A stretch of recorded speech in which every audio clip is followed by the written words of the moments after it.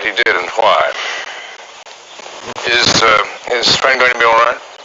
Oh, I don't know, Higgins. It kind of depends on Joey. Magnum PI, 808. Hide. Cool.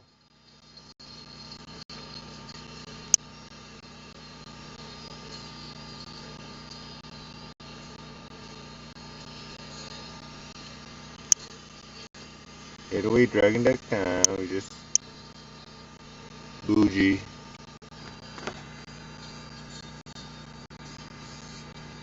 Got a cool little People. setup here.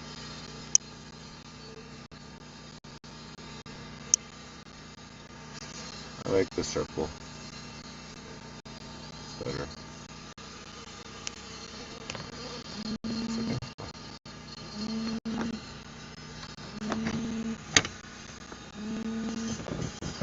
Alright, so just live again. What the hell out of it? I'll review my channel here. It says I'm live. That's good news. 473 subscribers, not horrible. So there's me live right now. It's cute.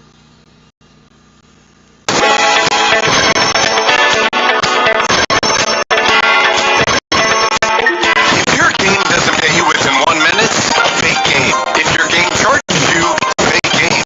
If you must watch an ad to cash out, fake game. These are all fake money game routines. The real money game should be like this. How much you win, we will directly pay to your cash app and win at least $30 every 10 minutes. The transaction is within 1 minute. Download through this video now. You can directly get a $30.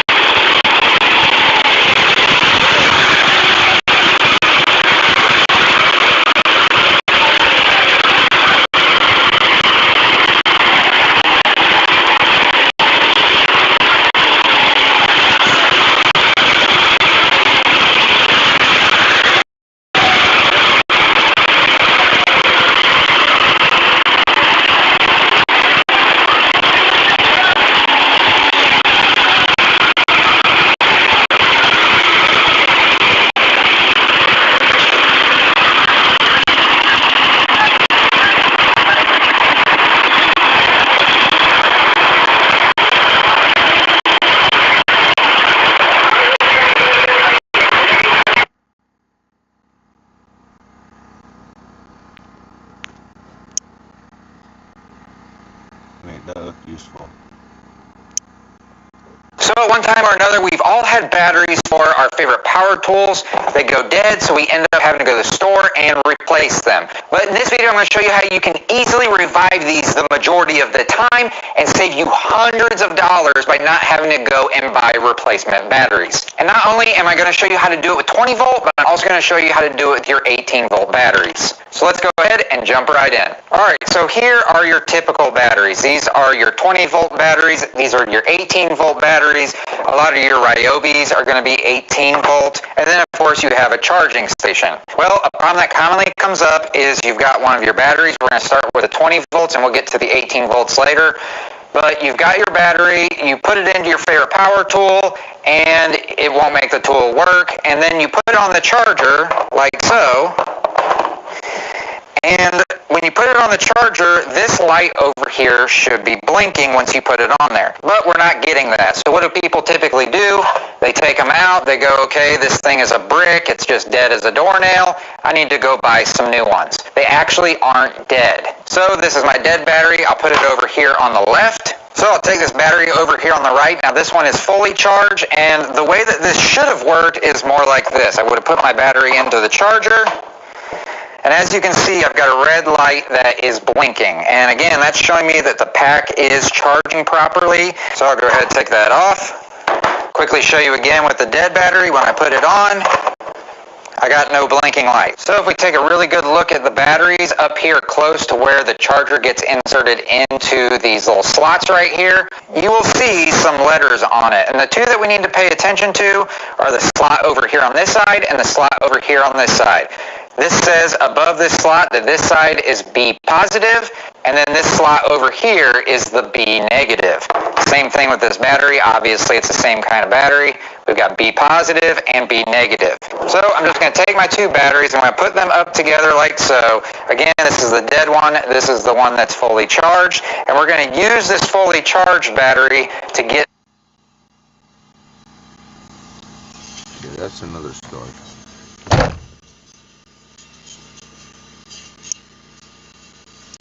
Back to original band.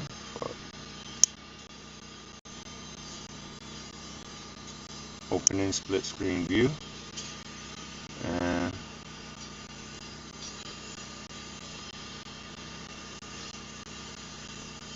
I was actually going to watch my video, but they played that instead, and I was like, well, that's kind of cool. Now my pipe a little clogged here. So I got my little piece of stick here.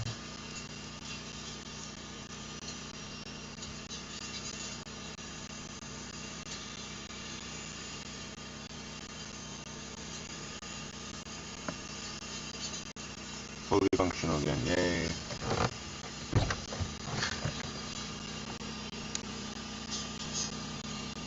Break the stick, toss the trash, save the rest of the stick for later to clean my pipe again.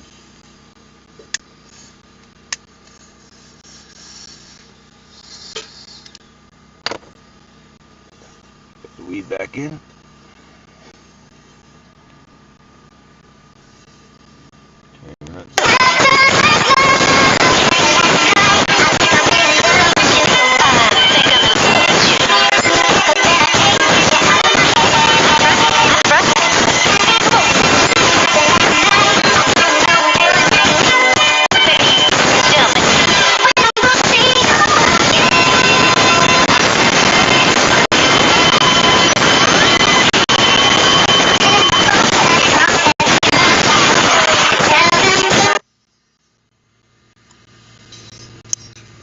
I was gonna actually play this before that came on. I hope I don't get copyrighted. Sorry, kids. We're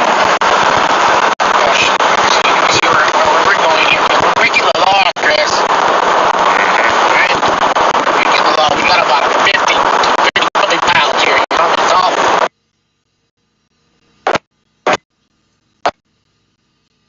Get the heck out of here.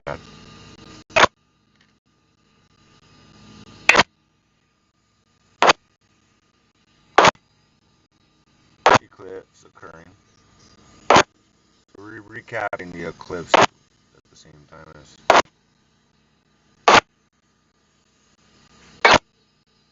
kind of.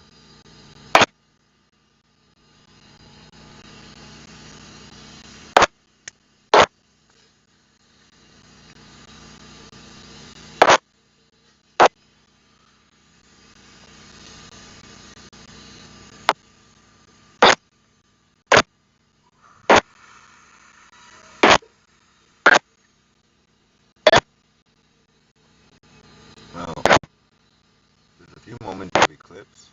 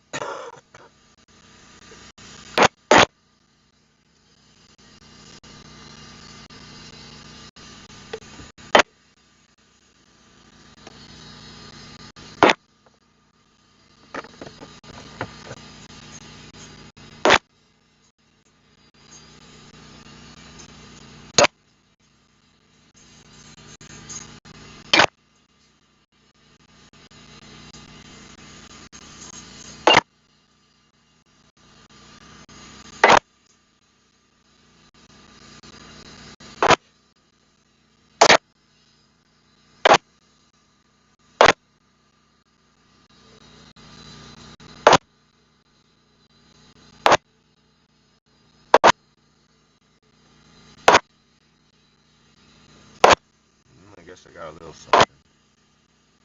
Or at least something.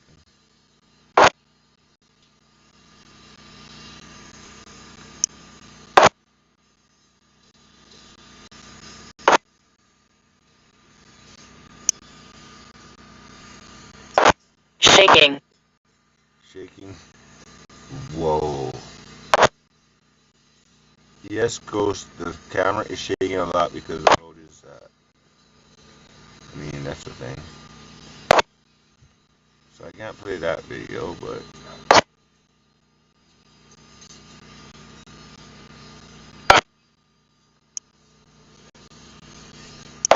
yeah, shaking.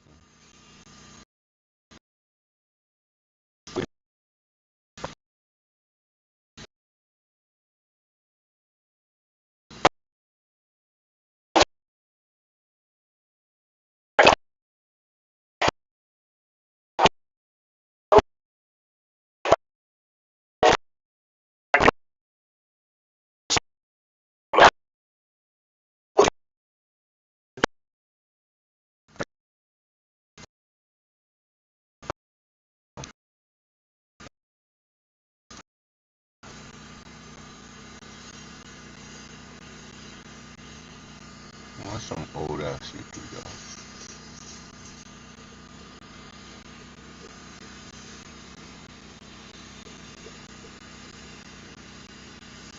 The 5-minute version is faster, but it's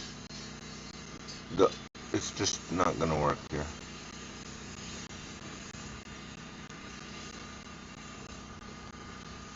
Sideways like that and all. Yeah, nothing really that interesting here. So that messed up. Oh, there's me live right now, I suppose.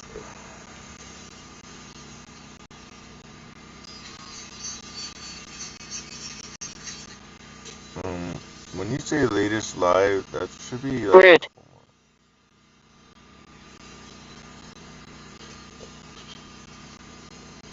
Yeah, I made another omelet taco, but it was a little lazy. Not bad though. Rude.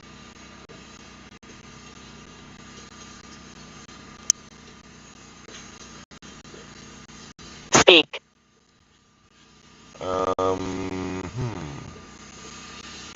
So, here's my little history here. Cell phone. Cast the phone to the Fire Stick. Cool. That's important. In fact, there's another one of that. And then troubleshooting my fridge. I need to do that in a minute more.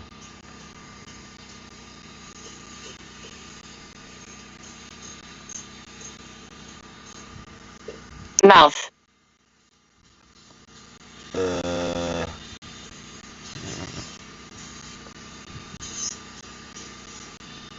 What the hell?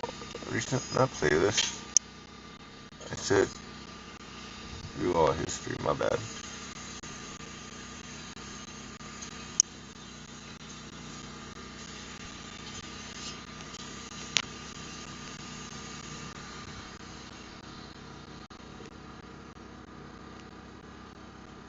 Really? There's another one. Enemy. Oh no.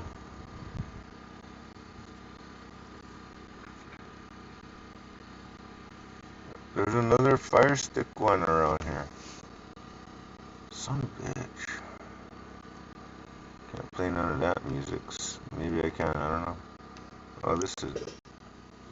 If you're using a Fire Stick for streaming video and want the leanest experience you can possibly get, the highest video quality possible, you'll really want to turn off the settings that I'm going to show you now. And if you're tired of Amazon constantly tracking everything that you watch and showing you more ads to get you to spend more money, then you'll want to watch this video to the end and change these settings as soon as possible. So grab your remote and let's get started.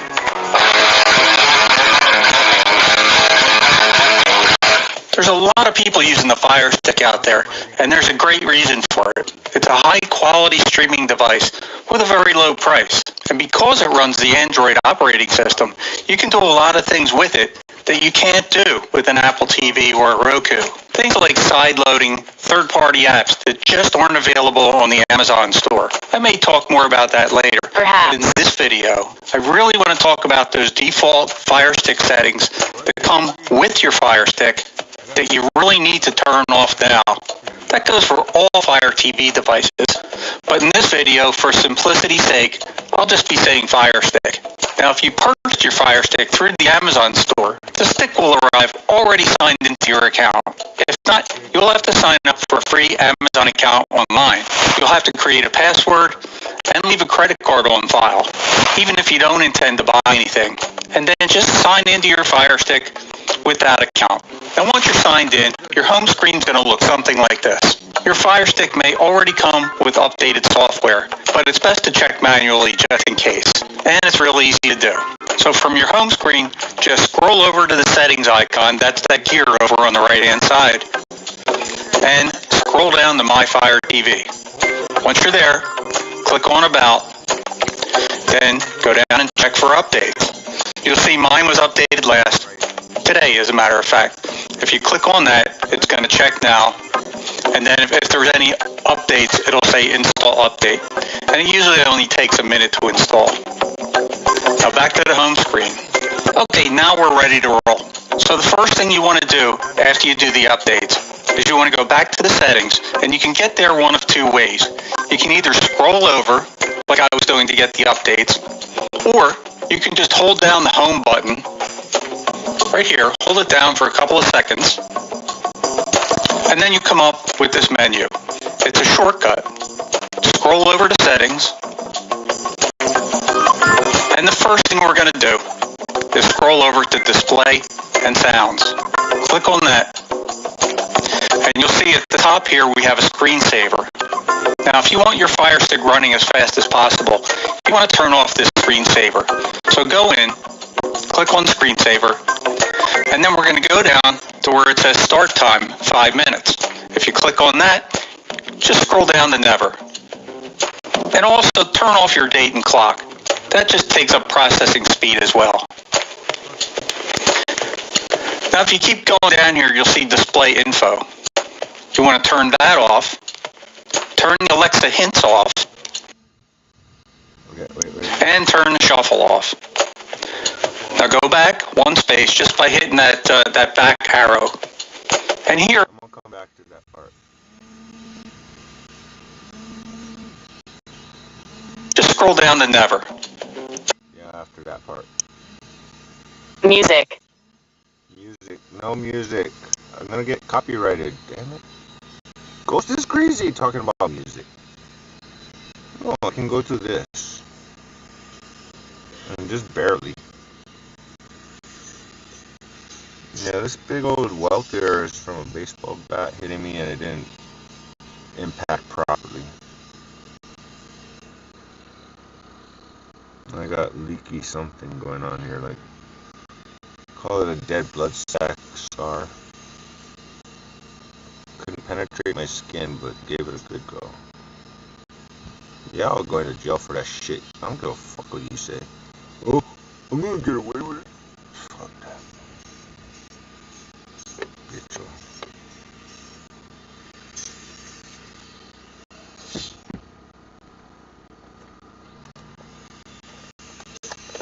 See, HomeQuote Explorer lets you easily compare home insurance options so you can get what you need without overpaying. Yeah, we've spent a lot on this kitchen. Oh yeah, really high-end stuff. Sorry, that's our ghost. Yeah, okay. It's more annoying than anything. Too bad there's mold behind the backsplash. Yep, that's mold. Well then, let's see if we can save you some money with Progressive. Get this much average. Let's see if I get copyrighted again, because I did that. I think it was the news, but then I had more than one thing. Sorry, no music, Ghost. Kind of cool though. For the totality, Giga's Jared Hills is live in one of the states, New York, for a look at the eclipse excitement. Big sense of community out there as this is happening, right, Jared? Yeah, Ross, I mean, we were so close to totality here in New York City. We had about 90%, but not too far away. The sky completely immediately went dark with this thing. While there were only about 30 or so million people to be in that path of totality, there were hundreds of millions who were able to experience this in some capacity. Take a look. A moment of awe as the solar eclipse cast darkness over daytime. The Southwest got the first glimpse. It got dark real quick and lightened up pretty neat. 31 million people live in the path of totality for this once-in-a-generation world where the moon blocks out the sun. Crowds at the Indianapolis Motor Speedway enjoyed the greatest spectacle in the sky. Even though we knew what to expect, it was just Afternoon. In Russellville, Arkansas, more than 350 couples took the celestial cue and tied the knot, sealing it with an eclipse. It just seemed really fun and something unique. NASA estimated about 99% of people in the U.S. see at least a partial eclipse, making this event the ultimate water cooler experience. Even scientists emphasize the social impact. It's far more about inspiration, awe, and joy for humanity. It's an event that just makes you feel a lot of things. The name of the viewing game today was Cloud Cover, with New England having the least of it, making for the best line of sight in America. For 3 or 4 minutes of peace and awe, it's the last total solar eclipse in the continental U.S. until 2044.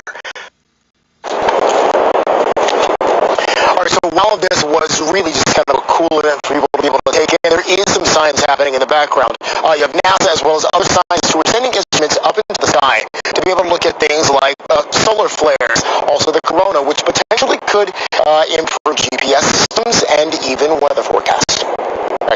Jared, I'm so interested to know. I used to live just a few feet from where you're standing right now. When did this happen? When you got to the 90%? Did I see your roof? I can almost see behind you. When we got to 90% there in New York, did you notice quiet descend across the city, or what was it like? Yeah, so there were a couple of things. The first thing that we really noticed was how cool it got all of a sudden. I mean, the temperature dropped, I don't want to give out a number, but significantly enough where we felt like it was chillier. Also the fact that all of a sudden it just felt like it was significantly later in the day. The darkness started to come on.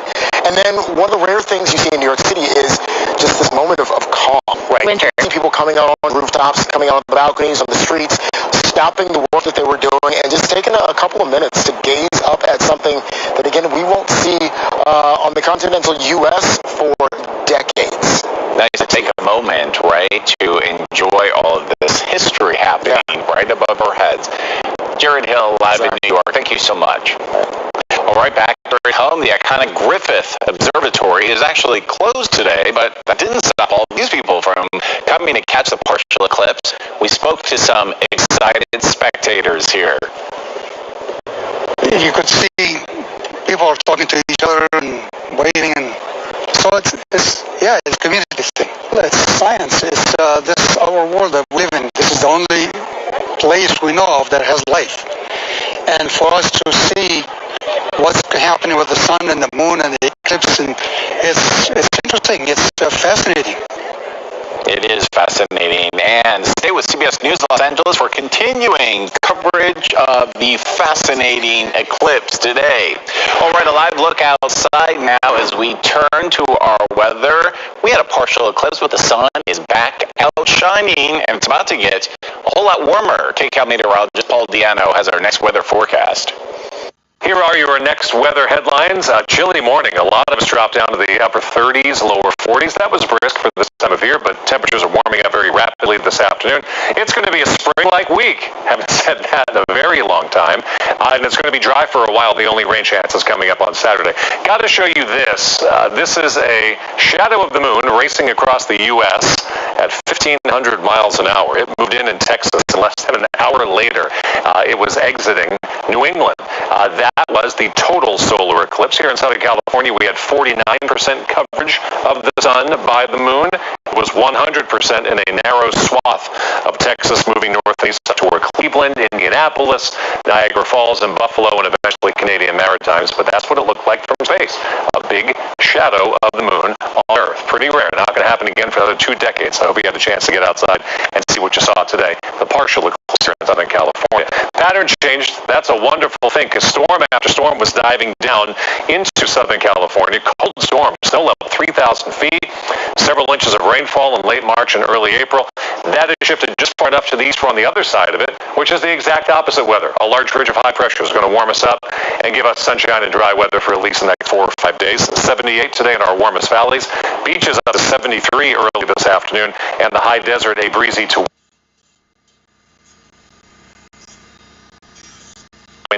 68 degrees. Extended forecast warms us up even more. 78 in LA tomorrow, 82 on Wednesday, 80 on Thursday. Look at those 2 chillier days. They happen to be most people's weekend. It's only going to be in the 60s this weekend as another cold storm sits off the California coastline. I've been able to catch a break on the weekend recently. The valleys will warm up during the week but cool down this weekend. And the on Wednesday and Thursday will only be in the mid.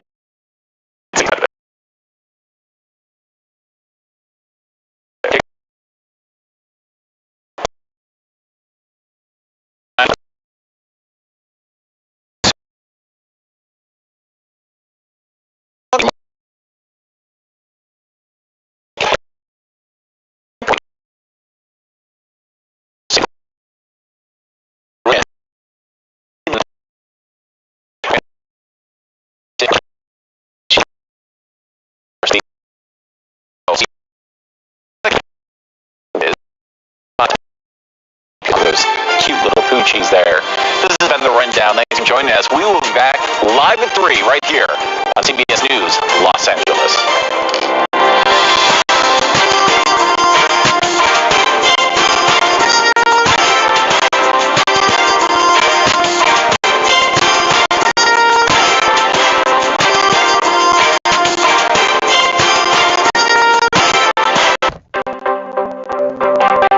We just bought a new house, our number one.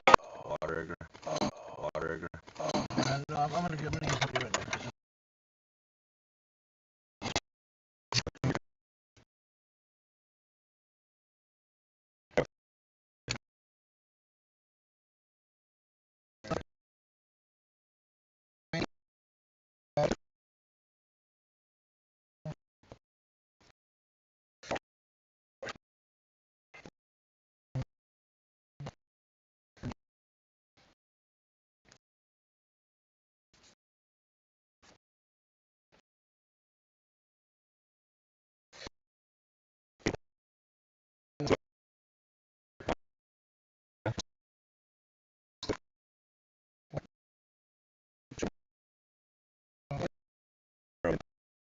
now.